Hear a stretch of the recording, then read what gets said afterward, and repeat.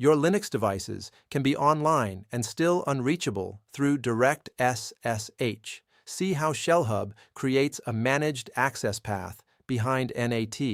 Your Linux device is online, but it sits behind NAT or a firewall.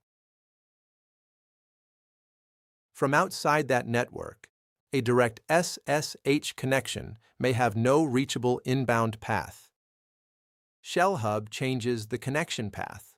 The agent creates a persistent, secure WebSocket connection and reverse tunnel to the ShellHub server, so authorized users reach the device through its central SSH gateway.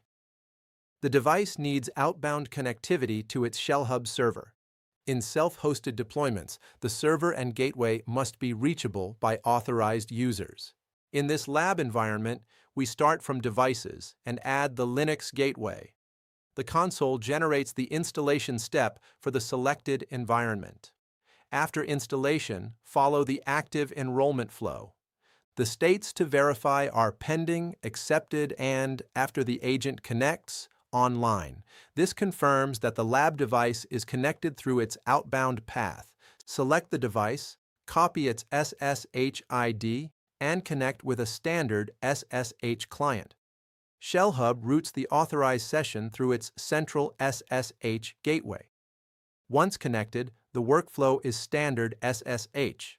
Verify the device and complete the task through the managed access path. The important change is the controlled access path to a device that was not directly reachable from the internet. The direct path is blocked by NAT or the firewall.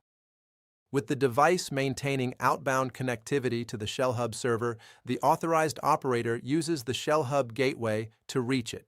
For Linux devices behind NAT, test the access path in a lab, then evaluate ShellHub against your access and operational requirements.